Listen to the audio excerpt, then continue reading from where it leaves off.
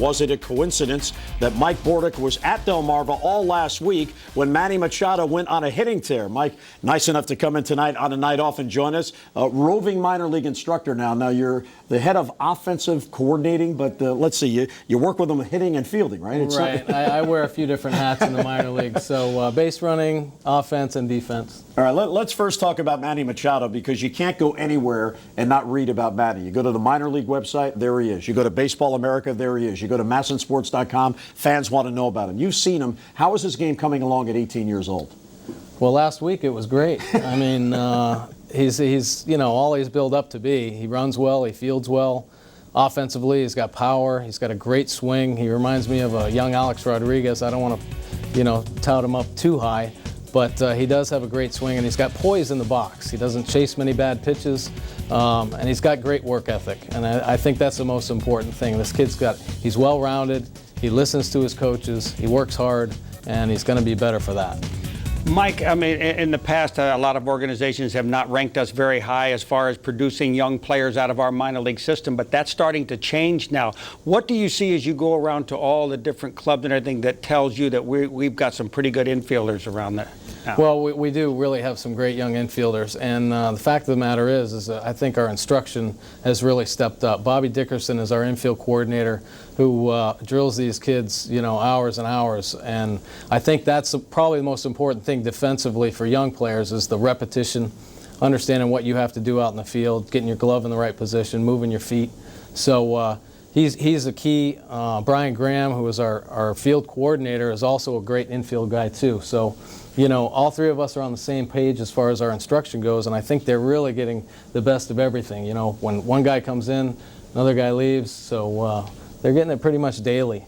And the other aspect of what we're seeing in the system now is players are being groomed for major league needs eventually. And you just look at that Delmarva club. You got Michael Givens drafted as a shortstop, but Machado comes around, so now he's playing second base. You have Jonathan Scope. He was signed as a shortstop out of Curacao. Well, Machado's there, so he's playing third base. So the ability to move these guys along, how are you finding their transitions in playing different positions? It's going really well. These kids are really good athletes, obviously to be able to play the shortstop position.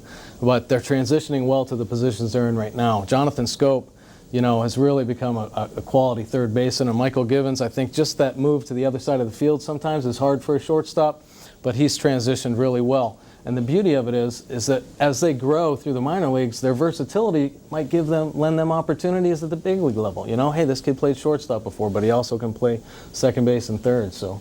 Help them. What has kind of perked up the attitude of most of these young players, we were talking about it before the show began, was that the new complex down in Sarasota, now we've combined our minor league system with our major league system, and it is a huge factor in the attitudes of these players. There's no doubt about it. I know in talking to kids, the past few years, some of these guys that have been in the minor leagues 3 or 4 years, they just don't feel like they're professional players, Well, this year they built a whole new complex. These kids have come in and they're so excited.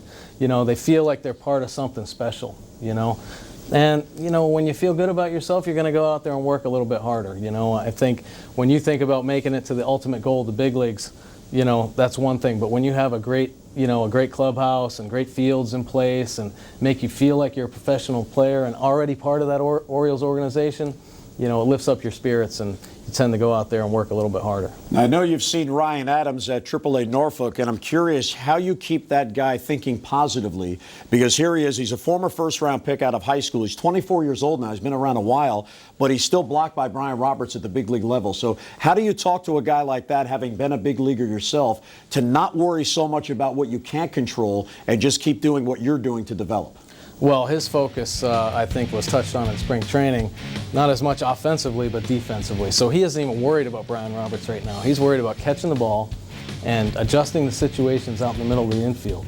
And he's done a really good job about that. He, all through spring training, he was one of the only guys that would come out for early work and extra work after they got done with their morning session, working on ground balls. So his fundamentals have really picked up, catching the ball, throwing the ball, turning the double plays, coming along. It's the situational things. Is he able to prepare for, the multiple situations that can happen in one play and getting himself in the right position? And he's working hard at that.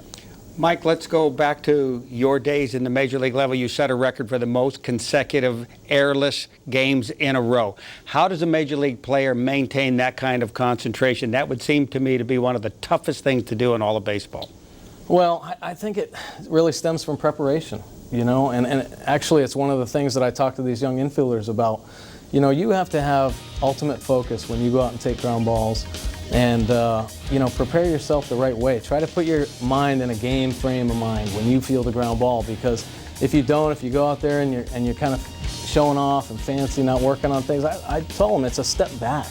You're not preparing yourself to be consistent at the Major League level. So when you take ground balls, get your feet in the right position, get your hands out in front, move your feet to get in a good position to field the ball, and then line them up when you throw to first base.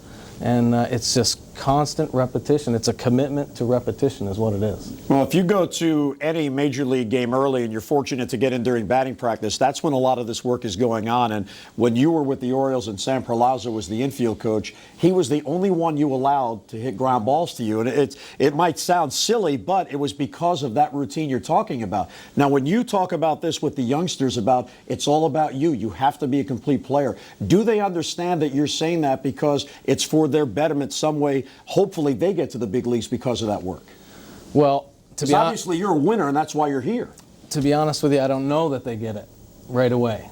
That's why you have to repeat what you say over and over again to these young players. You know, you really do. Every time I go back into a place, I repeat, you know, stuff that I'd already talked about 10 times before, and you hope that it clicks. And you hope that one day they say, yeah, I got you. Don't even have to tell me. And you watch them doing their work habits and seeing how they're, you know, going about their business. And there are some really good young players that when I hit them ground balls, you can tell that they're already absorbing some of the information and making themselves better. You know, it's a good thing him and Monica have all those kids, because you know exactly what it's like then, because you got to keep repeating to your kids about how to do things the right way. Same thing in baseball, right? Hey, you're right, and I hope they're listening right now. Bordick, one last question before you go. J.J. Hardy has come in. It seems like he's going to be a guy who is going to add a new dimension to the infield here. But Andino is doing an outstanding job at the same time. Your impressions of these two guys working together so far?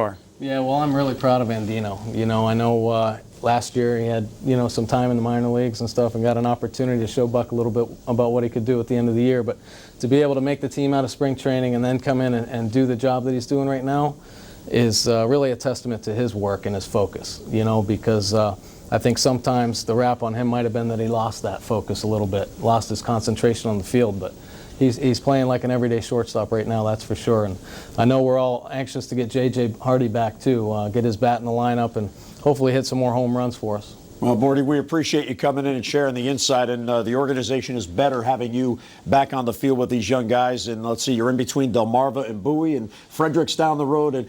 And come this summer, you'll be inducted into the Orioles Hall of Fame. And I'll tell you, that is an honor richly deserved, because you're what it's all about. And I hope the young guys understand that when you talk to them. Thank you very much.